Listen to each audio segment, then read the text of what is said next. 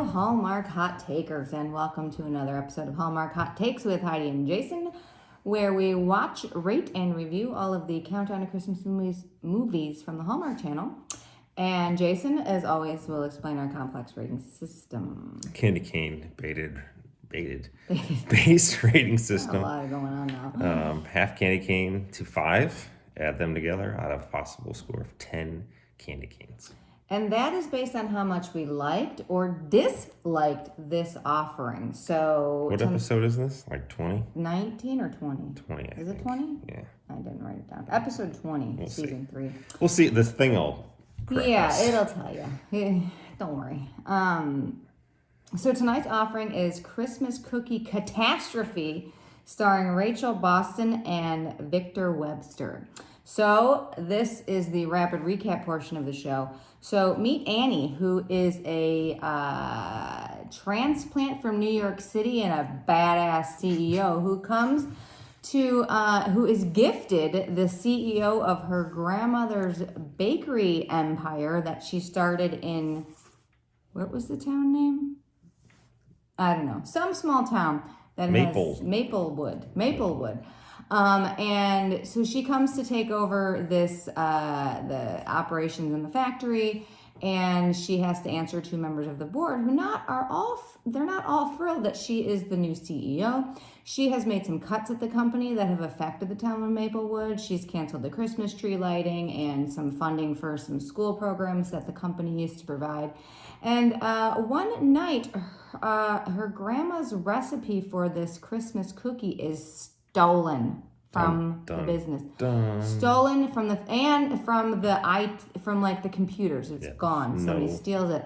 So rather than inform the police and cause a fallout for the company, Annie decides that she's going to find the perp herself. But also, while she's looking, she's decided that they need to somehow recreate her grandma's recipe. Well, enter Sam, local baker and single dad, who has decided he will undertake this endeavor because he needs a new oven for his struggling bakery. And so he works with Annie. They two don't hit it off so great at the beginning, but they start to work together and they start to get to know each other. And we find out, his wife died a few years ago and he's real afraid of getting hurt. So when things kind of get a little too close, he kind of just rejects Annie over and over again. But, she keeps trying. And then, Annie realizes what the bakery Cooper's has meant to the city or to the town. And so she reinstates the big tree lighting. And even though the company can't really afford it because they've been operating in the red for a couple of years, and if they don't turn it around, they're going to close, she decides she's going to use it as a big marketing ploy and put it to work for them so that they can still do it and, get business for the company. And this goes over very well with all the townspeople. And all the while Annie's trying to figure out who stole the recipe, and she goes to accuse one of the board members, and then they find out that the recipe is missing, and this is a gross miscarriage of her responsibilities. So the board decides to terminate her. She's out. You're fired. And so this is obviously very unsettling for her. But then we find out as she goes to her grandma Rose's gravesite to say what a disappointment it is, we find out that the culprit is Grandma Rose herself from the grave. She set this all in motion with her most trusted advisor, Arthur, who is the one who took the recipe, and they wanted to show Annie together what Cooper's meant to the town in a pretty elaborate scheme. And so the board is satisfied with this, and they reinstate her, and she goes to Bella, Sam's daughter's recital, and then her and Sam kiss, and they spend Christmas together, and that is Christmas Cookie Catastrophe. That's a good review. Good recap. Thanks. Let's dive in next. Let's dive in. All right. What are you feeling? Where are we going? I don't know. What are you feeling? I think you should pick. Okay. I usually pick. I'm going to go with the negatives. Negatives. All right. Whoa, you got a lot of negatives in there. So in the beginning, Annie and Bella meet. Bella's Sam's daughter. And I thought it was weird that the daughter was so forward with Annie. She's like, hey, do you want to meet my dad? I don't think any kid would talk to an adult like that. I thought that was weird. Why not call the cops? You can't. It would doom the whole company. The stock would plummet. The stock would plummet. Somebody stole the recipe. But that's it, though. It's So like that's what? all they have. So your best chance at recovering it is the police. No. Yes. But once it gets out, What? public trust is down. I think that's wrong. I didn't know why Hold on. They only have one cookie. Well, that's what I was also confused about. So, like, if that gets out, they're done. I think that they have more. I don't know. I don't think so. But they have like a storefront. So there's a storefront, which I assume was the original bakery that was open. And then there is the business part. And then there's the factory where they make all the cookies. Make the cookie. So is it just one cookie? Because they have a storefront that sells the cookies. Yes, it's one cookie. And the other thing I didn't understand is she said that it's okay that the recipe was missing until Christmas because production of cookies is shut down for the holidays. Right, because they probably made enough. Right, but they have a bakery. Yeah. So who's making those cookies? They're ones from the How factory. old are they? They last long. Cookies. I don't know. If I'm walking into a bakery, I don't know. I want fresh cookies. I didn't think that made very much sense. Cooper's Christmas cookies. And I didn't understand why she was wasting time on remaking the recipe instead of finding the perpetrator. Like, she had all these files from all these disgruntled employees who it could have been. And she looks through one of them and is like, it's probably not that guy. And then I didn't like that. No. The beginning of the movie, she's kind of a bitch. Yeah, she is. It was hard early on To like her. And you're like, I kind of didn't want her to get fired. Right. Like the board, I really hated the board thing. I didn't really understand it because when did they go public? Was it through grandma? Was it after the estate? I think it was before. It was before because Arthur's the primary. He owns the most stock. He's one of the largest stockholders. One of the large stockholders. Right. So you think she would have a bunch too then, right? You would think. That's just the CEO, But she said that she was gifted it in the will. She was gifted the CEO position, but I would assume the board would still have to vote on it. You can't gift that. You can't just gift that. Unless you had the shares. Unless she has controlling interest. I don't know. That's the whole thing. It was just dumb. I had the board. We could run it by the board. I think it's too small of a company. And there was a lot of board members. Right. Probably how many? At least 12 or 14 board members? 12, at least. For a cookie company that sells one cookie. It was so weird. So dumb. So then when she accuses Miriam, who is the board member that she accuses of stealing the recipe, they break into her office, which is on the second floor of the building. And outside is the Christmas tree lighting. But there's people standing right outside the window. They would have to be standing in the air. So I did not like that.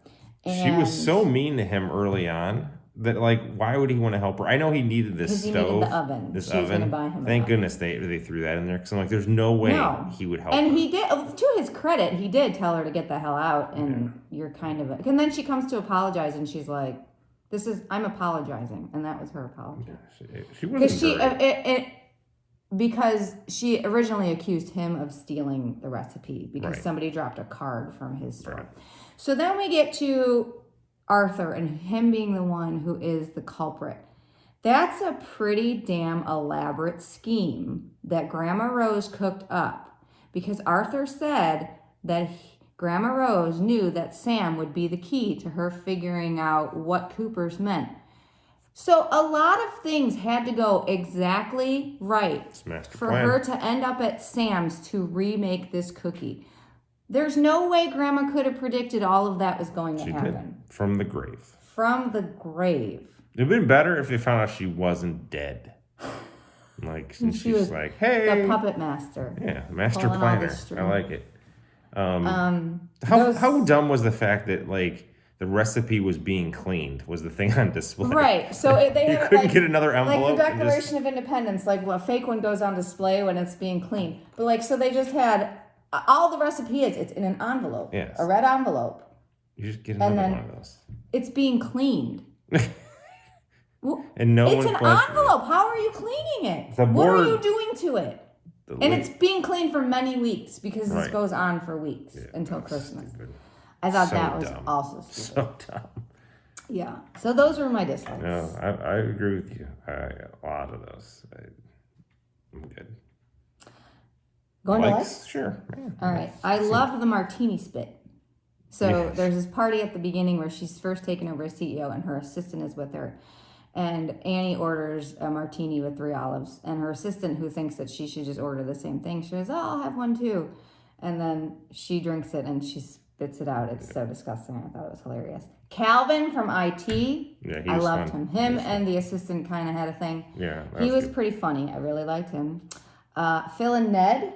Phil and Ned. They worked at the twins. bakery, and they were just total goofballs. Yeah, they do this robot skit thing. That's really funny. I like that. And then they were like trying to figure out how they're supposed to dress for the party, and they're like, well, do we do business, on the bottom and, fun up top, or is it kind of casual and loose on top and business on the bottom? And it was just kind of funny. Yeah, I like that. I liked that Sam is a good dad. Yeah, I like Bella a lot. I loved Bella. I did like like her. She was really good. And I liked at the end of the movie when Sam asked if he could hold her hand. Yes. Because one of the times that he rejected her, Annie reached out to hold his hand and he pulled away. And then when she was leaving, she's like, I've never wanted to do anything more in that moment than just hold your hand. And then he said at the end, can I please hold your hand? So I thought that was a good tie back. I'll give you that. I think those are my likes. I liked Arthur.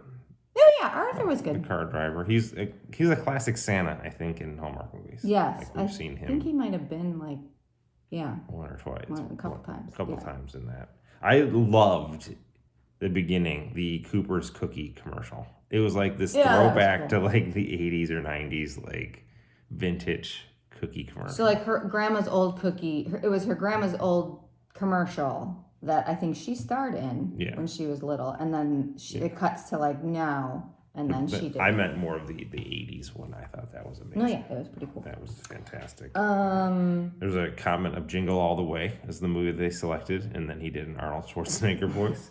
I enjoyed that. Phil and Ned, and that's about it. That's about it. Yeah. Yeah. We got candy cane. Let's do some candies. I don't know. This movie was a bit of a mess because I get it. It's Hallmark. And lots of whodunits. You have to suspend a lot of disbelief to get... the scheme was too elaborate for it to work the way that... It was a mousetrap. It just everything's kind of set up. And it worked. But if it doesn't happen exactly that way... Mousetrap worked. So, I just wanted her to call the cops. I was really mad that she didn't call the cops. And so I didn't hate it. I just didn't, it wasn't really my jam. I think I'm in for a 2 candy caner. 2 candy caner. Yeah. Yeah. I liked him. I liked Bella. I thought it was fine. I will go 2.5 candy canes. Wow. 2.5. 4.5? 4.5. It's a 4.5 candy cane movie. I mean, if I could, I might be able to get to a 2.5 with Calvin, but he just wasn't in enough, He just wasn't. Just didn't make the cut. All right, 4.5. 4.5 it is. For previews. What's up next, Hyde? What's up next, Hyde? The next movie on the docket is A Holiday Spectacular. This is the last movie of the Thanksgiving bonanza. So 7 crazy thank nights. Jesus for that, because I can't. All right. Break. So A Holiday Spectacular stars Gina Claire Mason, Derek Klevna, and Anne Margaret. That's exciting. So Also features the Radio City Rockettes. This is going to be so exciting. There's going to be dancing. I love dancing.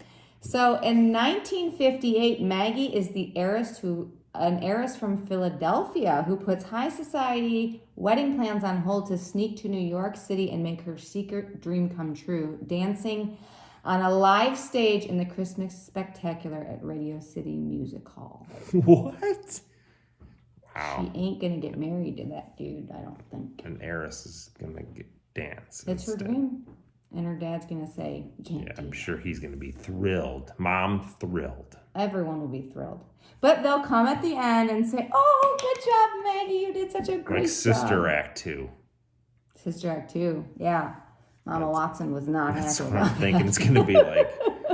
It's got some Sister Act. really, Watson? All right. That's going to be great. We can't wait for this movie. It's going to be exciting. Let's do it. All right. Peace.